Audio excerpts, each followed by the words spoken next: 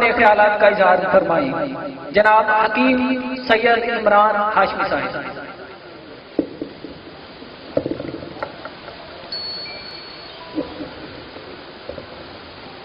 نحمدہ ونصلی علی رسولہ الکریم، اما بعد فاعوذ باللہ من الشیطان الرجیم، بسم اللہ الرحمن الرحیم۔ محترم اساتذہ اکرام و مہمان خصوصی و دیگر مہمان، عزیز حکماء و طلباء، السلام علیکم۔ میرے ذمہ جو مضمون دیا گیا تھا وہ تھا امراض مثانہ۔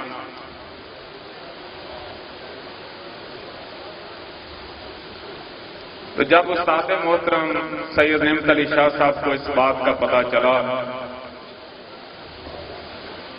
تو مجھے خوب باتیں سنائی کہ یہ آپ نے کیا کام شروع کر دیا ہے۔ تو میں نے اپنے محترم بھائی حکیم سکندر خان صاحب جو اس سیمینار کے ہمارے میزبان بھی ہیں اور اس مجلس کے صدر بھی ہیں، ان کی خواہش پر یہ مضمون جو ہے وہ بیان کرنے کی سعادت حاصل کر رہا ہوں۔ عزیز حکماء، میں نے آپ سے چند باتیں پہلے بھی کی، اب دوبارہ کرنے جا رہا ہوں۔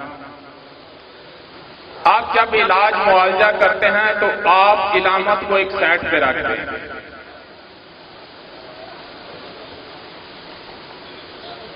آپ اس کی تحریک، تسکین اور تحلیل کو سمجھ کر ہی علاج کریں گے تو کامیاب علاج کریں گے۔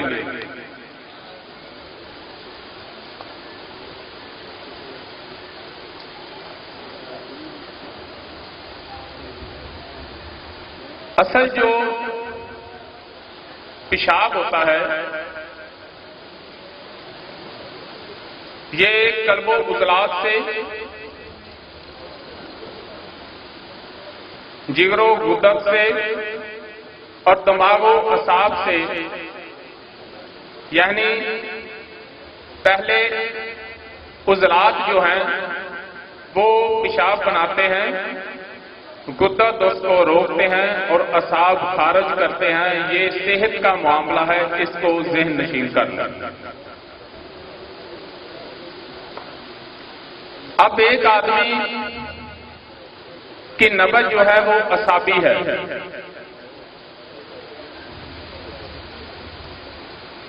تو اس کا جو پیشاب آ رہا ہے وہ حقیقی پیشاب نہیں ہے۔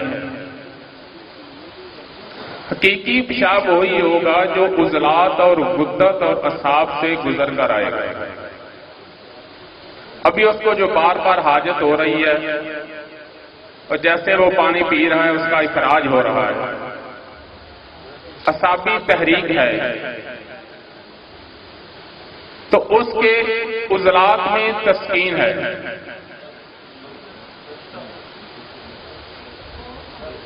آپ نے عضلاتی سسٹم کو تحریک دینی ہے تو اس سے اس کی صحت جو ہے وہ برقرار ہو جائے گی۔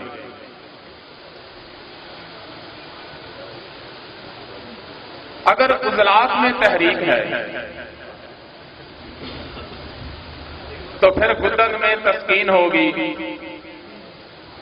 کیونکہ مثانے کا تعلق جو ہے وہ غدد سے ہے۔ آپ نے تحریک کو مد نظر رکھتے ہوئے مقام تسکین کو ہی تحریک دیں گے، مقام تسکین کو دوائی دیں گے، اس کے مرض کے درجہ کو سمجھتے ہوئے اس کے درجے کے مطابق آپ کو دوائی دینا ہوگی اور اسی درجے کی آپ کو غذا بھی دینا ہوگی۔ اگر آپ دوائی محرک اور شدید دے رہے ہیں اور غذا جو ہے وہ ملین اور مسہل دے رہے ہیں،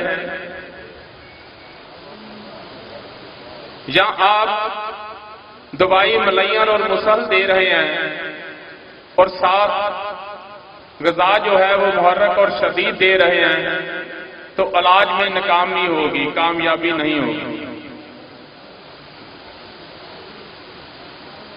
اسی طرح جب اس کا عضلاتی سسٹم میں سکیڑ ہوگا تو چونکہ پیشاب بن ہی نہیں رہا، اس لیے اس کا جو پیشاب کا اصلی راستہ تھا وہ بند ہو گیا ہے، تو گدی تحریک بڑھانے سے اس کا اخراج جو ہے وہ شروع ہو جائے گا۔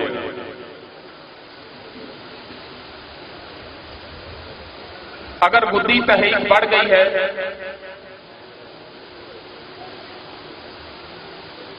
تو پھر اس کے مثانے میں بھی سکیڑ آ گیا ہے، اور اگر وہ برم تک چلا گیا ہے تو پھر بھی پیشاب جو ہے وہ بند ہو جائے گا، اس کو اعصابی تحریک دینے سے اس کا اخراج جو ہے وہ شروع ہو جائے گا۔ اور ایک ہوتا ہے مثانے کا کینسر۔ یہ بات آج آپ اپنے دماغوں میں بٹھا کر جائیں، کینسر کو ہم نے بہت ہوا بنا لیا ہے۔ یہ انگلش کا لفظ ہے چونکہ یہی آج کل استعمال ہو رہے ہیں، تو اس لیے میں بھی یہی لفظ استعمال کر رہا ہوں۔ یہ جناب اس کا بہت مہنگا علاج ہے، ٹھیک ہے ایلوپیتھی میں ہوگا، لیکن آپ کے پاس جو تحریک، تسکین اور تحلیل کی کسوٹی ہے، یہ جو اصول و قانون ہے، آپ اس کے ساتھ کینسر کا علاج بھی کر سکتے ہیں، فالج کا علاج بھی کر سکتے ہیں۔ کینسر کہاں پیدا ہوتا ہے؟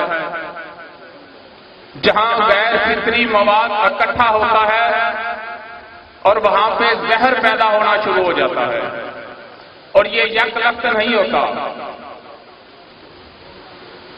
ہماری یہ طب کی خصوصیت ہے، اگر کوئی کہتا ہے ہم رنگوں سے علاج کرتے ہیں تو ہمارے پاس محرک اور شدید موجود ہے۔ کوئی کہتا ہے ہم نمکیات سے علاج کرتے ہیں، ہمارے پاس ملین موجود ہے۔ یاد رکھیں، ہر ملین جو ہے وہ نمک ہے، ہر مسحل جو ہے وہ تیزاب ہے، ہر عصیر جو ہے وہ زہر ہے۔ کوئی زہروں سے علاج کرتا ہے، کوئی کہتا ہے جناب میں ایسڈ سے علاج کرتا ہوں، ہمارے پاس مسحل موجود ہے۔ کوئی کہتا ہے میں زہروں سے علاج کرتا ہوں، ہمارے پاس عصیر موجود ہے۔ کوئی کہتا ہے جناب ہم وٹامن سے علاج کرتے ہیں، ہمارے پاس مقویات موجود ہیں۔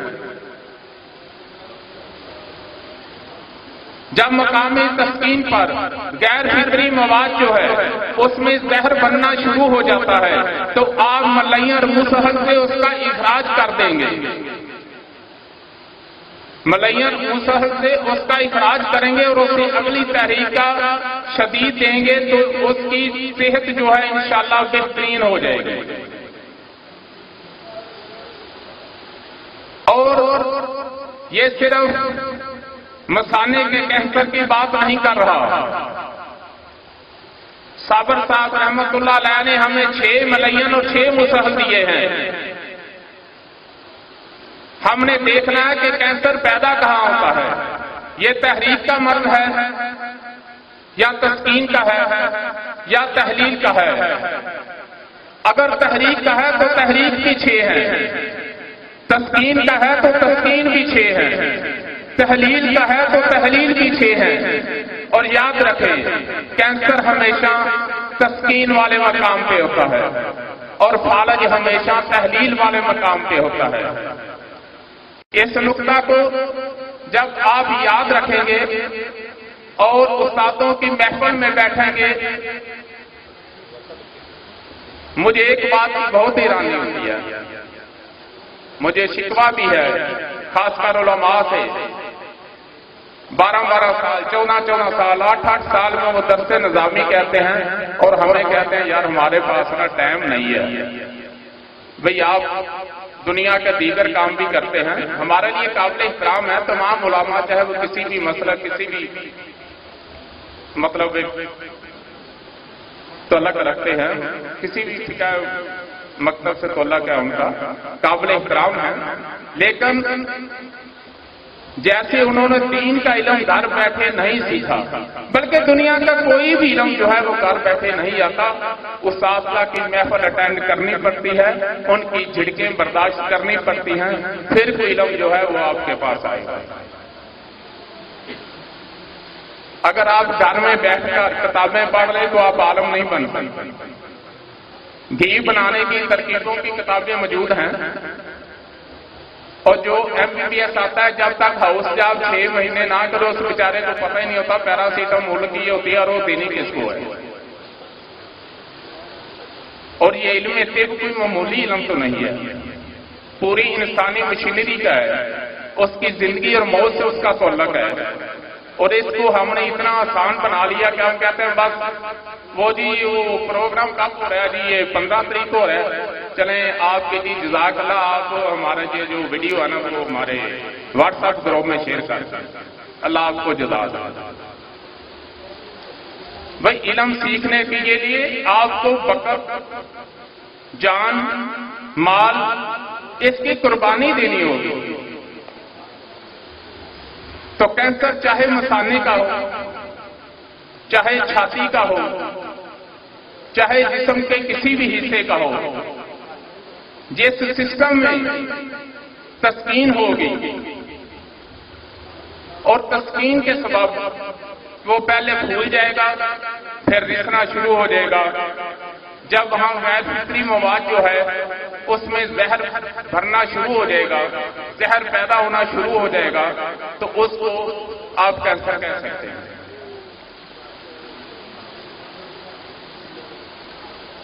چاہے دماغ سے لے کر، سر سے لے کر پاؤں تک، جسم کے کسی بھی حصے میں ہو، جسم کے کسی بھی حصے میں ہو، یہ اتنا مشکل نہیں ہے جتنا ہم نے بنا دیا، لیکن اس کی وجہ کیا ہے؟ ایک تو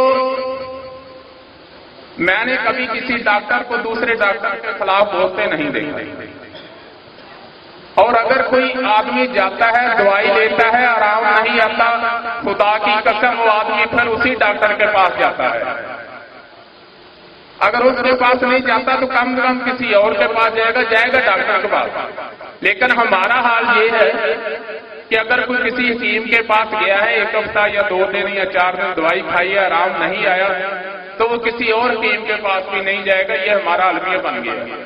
وہ کہے گا یار یہ دیکھا ہے حکیموں کو، میں نے فلاں سے دوائی لی تھی وہ آرام نہیں آیا۔ اور دوسرا ہم ایک دوسرے کی ٹانگیں کھینچنے میں بہت ماہر ہیں۔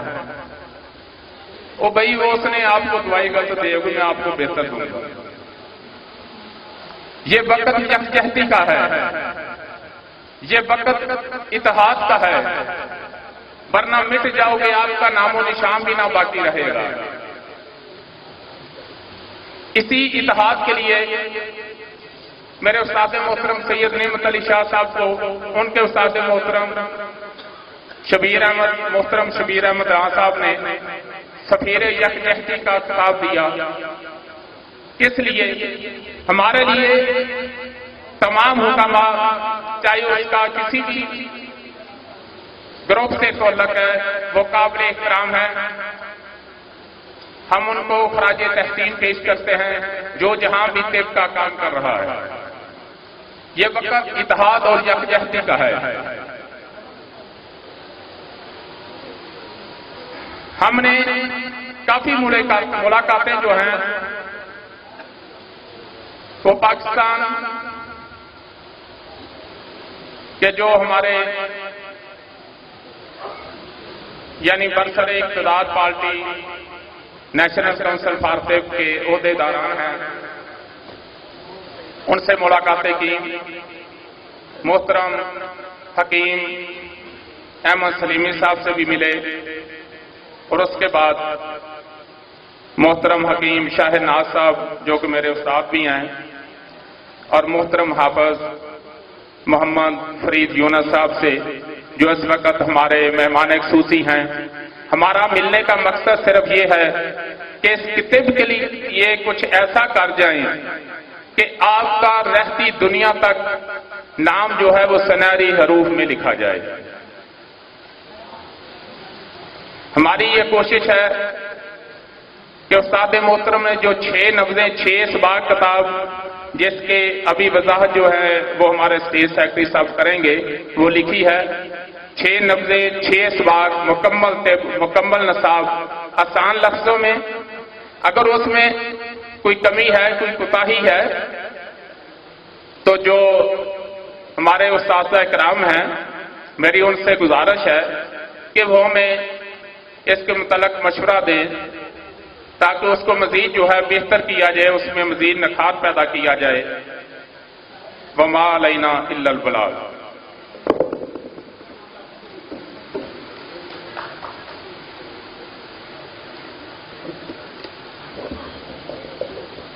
जनाब हकीम इमरान सरवर हाशमी साहब, आप अपने ख्यालात का इजहार फरमा रहे थे। अब मैं हमारे जो एजाजी मेहमान तशरीफ लाए हैं, हकीम अब्दुल वाहिद शमसी साहिब, आप नायब सदर डोम हैं नेशनल काउंसिल फॉर तिब के, और आप प्रिंसिपल हैं सरहद तिबिया कॉलेज के। तो आप से मैं गुजारिश करूंगा कि आप डाइस पे तशरीफ लाएं और अपने ख्यालात का इजहार फरमाएं। जनाब हकीम अब्दुल वाहिद शमसी साहब।